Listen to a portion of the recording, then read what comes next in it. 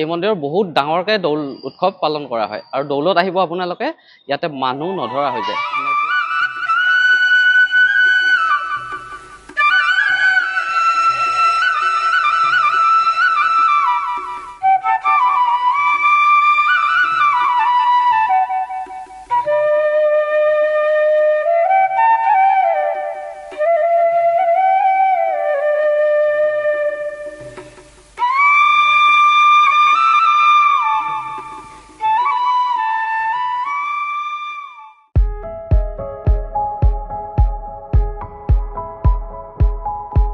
Guys মই দীৰ্ঘেশ্বৰী মন্দিৰৰ পৰা আহিলোঁ আৰু দীৰ্ঘেশ্বৰী ৰাস্তাতে আৰু এটা ধুনীয়া মন্দিৰ আছে, সেইটো জানেই সকলোৱে, চবৰে চিনাকি। আৰু এয়া দৌল গোবিন্দ মন্দিৰ, বলক আমি ভিতৰলৈ যাওঁ। দৌল গোবিন্দ মন্দিৰ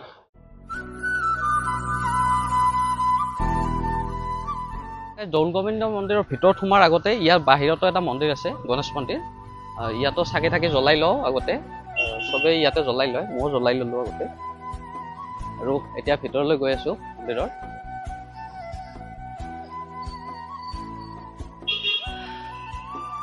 ভিতৰলৈ আহিলোঁ, গাইজ এয়াই হৈছে গাইজ বিখ্যাত দৌল গোবিন্দ মন্দিৰ। আৰু ইয়াৰ ভিতৰখিনি দেখুৱাই আছোঁ মই, চাই থাকিব।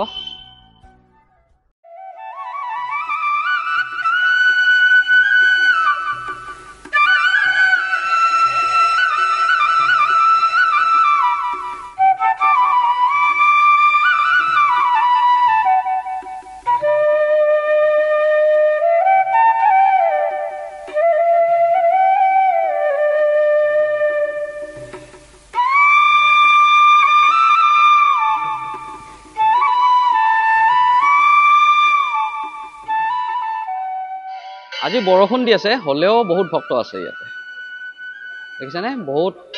আৰু মই মন্দিৰত সোমালোঁ লাইন ধৰি ধৰি, এতিয়া মন্দিৰ বন্ধ কৰিলে। এইটোত সোমালোঁ মই, আৰু এইফালে দেখিছেনে কিমান ডাঙৰ এৰিয়া এটা, আৰু এইফালে চাফ চিকুণ কৰি আছে। এইফালেও এটা মন্দিৰ আছে, ডাঙৰ মন্দিৰ, এইটোও মানে ইয়াৰে দৌল গোবিন্দৰে।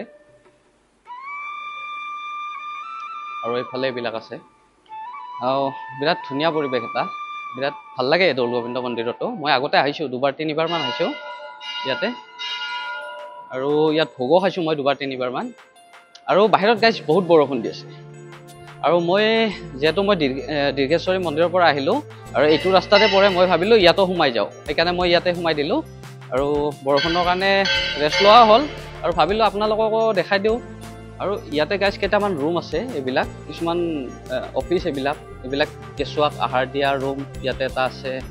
আৰু ইয়াতে অফিচ, এইটো অফিচ, আৰু এইটো আয়তী, আৰু ইয়াতে অন্নপ্ৰসন্ন, এইবিলাকৰ মানে এইবিলাক ৰুম আছে কিছুমান। আৰু ইয়াতে দিয়া হয় যিহেতু অন্নপ্ৰসন, চোলাকৰণ কিবা কিবি কৰা হয়, আৰু সেইবিলাক তাৰে ৰুম।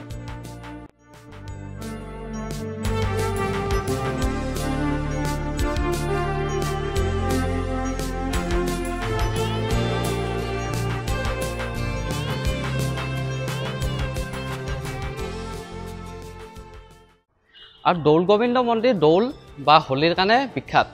এই মন্দিৰৰ বহুত ডাঙৰকৈ দৌল উৎসৱ পালন কৰা হয়, আৰু দৌলত আহিব আপোনালোকে ইয়াতে মানুহ নধৰা হৈ যায়, মানে পূৰা মানুহ ইয়াত বহুত মানুহ হয়। এইখন ফিল্ডতো প্ৰগ্ৰাম হৈ থাকে এনেকৈ দৌলত, আৰু ইয়াত মানে এইবিলাকত বহা ঠাই নোহোৱা হৈ যায়, যিয়ে আহিছে গম পাব।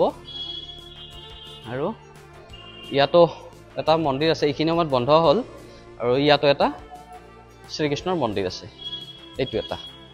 আৰু ইয়াতে ষ্টেজ, ইয়াতে প্ৰগ্ৰাম হয় কিবা কিবি, এয়াই। আৰু ইয়াতে খানা ভোজনালয় যিটো আছে ইফালে আছে, ডাঙৰকৈ খানাৰ আয়োজন হয় তাৰমানে প্ৰগ্ৰাম থাকিলে।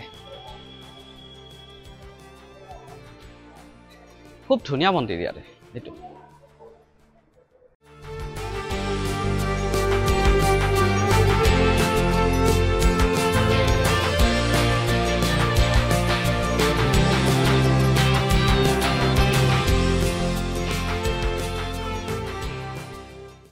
আজি বৰষুণত ভিজি গাইছ, অৱস্থা নাই একদম, চাওক না কেনেকুৱা অৱস্থা হৈছে বাৰু এইটো মোক ইগনৰ কৰক বাকী পৰিৱেশটো চাওক জেগাখিনি চাওক আৰু ইয়াতো এটা চাকি ধূপ জ্বলোৱা ঘৰ আছে এইটো আৰু দৌলত যেতিয়া প্ৰগ্ৰাম হয় ইয়াতে খানা দিয়ে এই হলটোতে মই বহুকেইবাৰ আহিছোঁ ইয়াতে বহুত ধুনীয়া